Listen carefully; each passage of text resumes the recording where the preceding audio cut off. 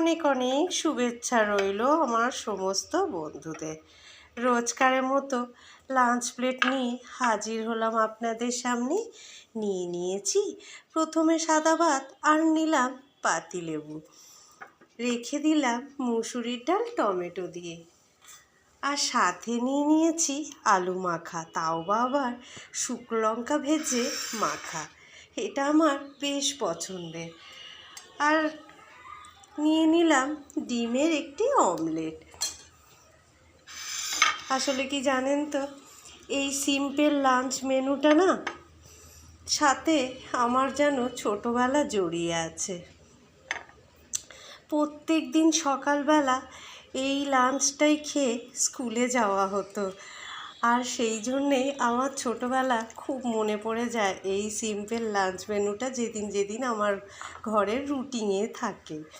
আর আমি প্রত্যেক সপ্তাহে প্রায় রুটিনে একদিন দুদিন হলেও আমি রাখার চেষ্টা করি, আমার খুব পছন্দের।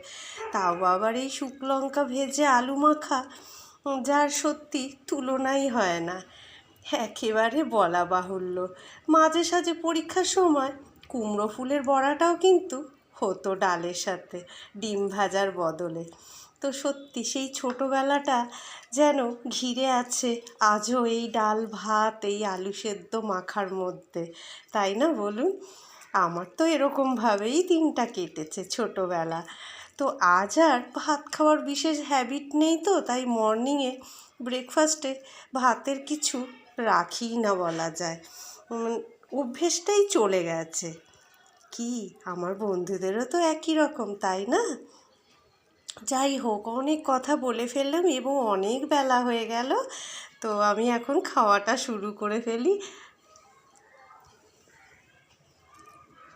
যে স্বাদের ভাগ হয় না, সত্যি কথায় আছে না, এই প্রবাদগুলো একেবারেই খাঁটি।